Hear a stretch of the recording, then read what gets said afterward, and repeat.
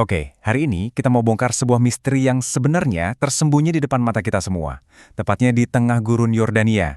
Ada citra satelit yang nunjukin sesuatu yang gede, dan ini langsung bikin kita bertanya-tanya. Satu pertanyaan penting. Apa iya Raja Yordania lagi bohong sama dunia? Yuk kita bedah sama-sama. Nah, cerita kita ini dimulai dari sebuah lokasi yang cukup terpencil di gurun Yordania. Ada sesuatu di sana, sesuatu yang kasat mata, yang akhirnya jadi pemicu seluruh pembahasan kita kali ini. Nah, ini dia nih yang bikin pusing. Di satu sisi, ada bukti foto satelit, ini nggak bisa dibantah, yang jelas-jelas nunjukin puluhan jet tempur Amerika Serikat parkir di Yordania. Tapi, di sisi lain, pernyataan resmi dari pihak kerajaan Yordania, kok ceritanya beda banget ya? Gimana ceritanya dua hal yang bertolak belakang ini bisa sama-sama kejadian? Coba, kita lihat dulu deh buktinya. Ini bukan cuma rumor atau spekulasi ya, ini bukti visual yang sangat jelas. Foto satelit ini mengkonfirmasi ada puluhan jet tempur AS, bahkan termasuk F-35 yang super canggih itu, nongkrong di pangkalan udara Muwafaq Salti di Yordania. Ini jelas bukan pengerahan kekuatan yang main-main.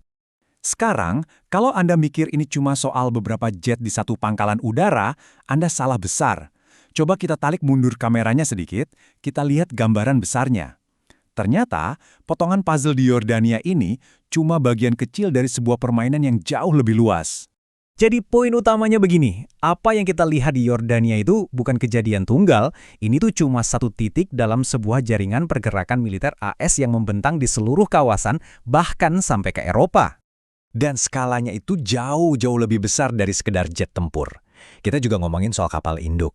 Ini dia, USS Abraham Lincoln. Salah satu dari dua kapal induk yang siaga penuh, lengkap dengan rudal Tomahawk. Nah ini udah proyeksi kekuatan di level yang benar-benar berbeda.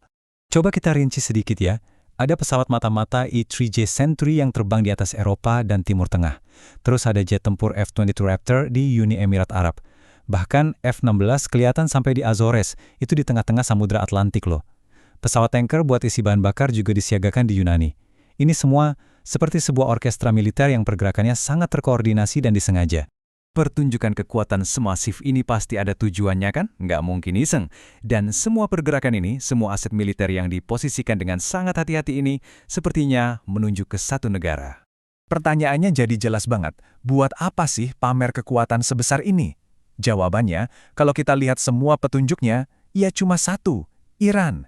Ini semua adalah buntut dari ketegangan yang udah lama banget membara di jantung Timur Tengah. Kalau dari sisi Amerika Serikat, pesannya cukup gamblang ya. Menurut laporan dari The New York Times, ada opsi untuk melancarkan serangan militer besar-besaran kalau Iran dianggap memprovokasi.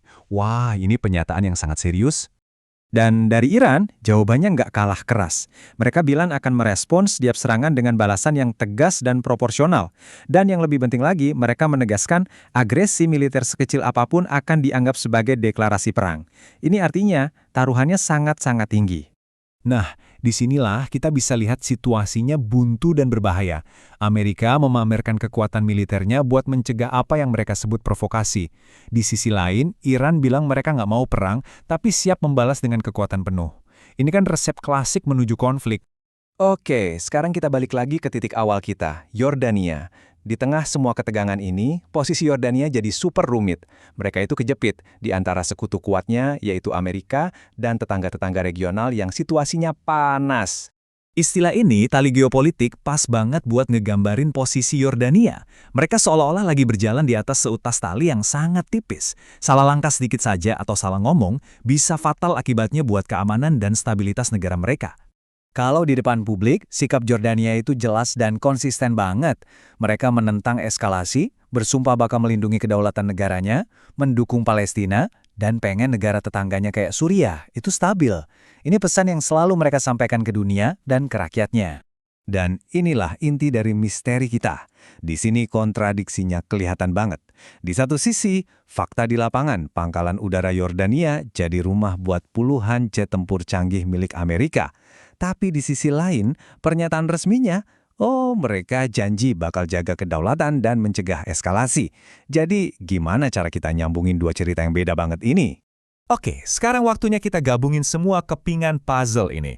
Mulai dari jet di landasan pacu, ketegangan AS Iran, sampai pernyataan-pernyataan diplomatik. Mari kita coba lihat gambaran utuhnya. Garis waktu ini penting banget. Ini nunjukin kalau semua kejadian ini bukan kebetulan. Dimulai dari kapal induk yang siaga di Januari, terus ada pesawat tanker dan peringatan dari Iran di bulan Februari, dan puncaknya konfirmasi soal F-35 baru di Yordania. Kelihatan kan polanya? Ini adalah eskalasi yang bertahap dan terukur. Jadi kesimpulannya jelas, ini bukan serangkaian kejadian acak. Ini seperti papan catur geopolitik, di mana setiap bidak, dari kapal induk sampai jet tempur, adalah langkah yang sudah diperhitungkan dalam sebuah strategi besar. Strategi Amerika Serikat ini bisa kita pecah jadi 3 langkah simpel. Pertama, kumpulin dan tempatkan aset militer yang super kuat. Kedua, pastikan semua orang, baik kawan maupun lawan, melihatnya. Ini sengaja dibuat gak rahasia. Ketiga, biarkan kekuatan itu sendiri yang jadi pesan, sebagai gertakan yang jelas buat Iran. Nah, Yordania mau nggak mau jadi bagian penting dari langkah pertama dan kedua ini. Jadi, balik lagi ke pertanyaan awal kita. Apakah Raja Jordania bohong? Ternyata jawabannya nggak sesederhana ya atau tidak. Ini bukan soal bohong atau jujur, tapi lebih ke soal bertahan hidup. Saat berjalan di atas tali geopolitik yang tipis, kadang sebuah negara harus ngomongin soal perdamaian di depan. Tapi di belakang, diam-diam mereka jadi tuan rumah buat mesin perang. Ini permainan keseimbangan yang sangat berbahaya.